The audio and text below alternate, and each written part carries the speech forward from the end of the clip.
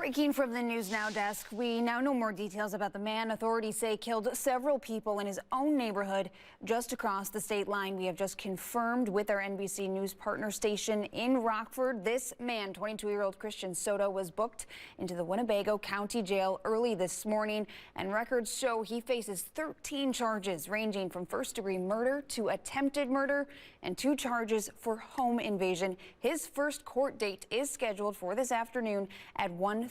WMTV's Brooklyn Andrews is just across the state line in Rockford, where this scary situation unfolded yesterday. Brooklyn, good morning. Good morning, Phoebe. Yes, as it's getting lighter this morning, we can see just tire tracks through yards of these homes, and there is a pretty heavy presence of blood on the sidewalks, and just an awful sight to see. I'm here at the 2300th block of Holmes Street, and this is where police were first called yesterday in the afternoon to what we now know was a mass stabbing. As of now, 4 people were killed and 7 injured. Those killed are a 15-year-old girl, a 63-year-old woman, a 22-year-old man, and a 49-year-old man. Their names have not been released. Rockford Police Chief says that right now they still don't have a clear motive as to why this individual committed this crime.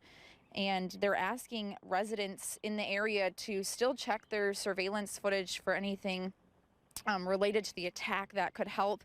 I do want to mention that just 2 blocks away from where we're standing this morning at 2:30 p.m. today, there will be a vigil held for those victims on the corner of Charles Street, and Eggleston Road. And we're still working this morning to learn as much as we can. But for now, I'll send it back to you in the studio.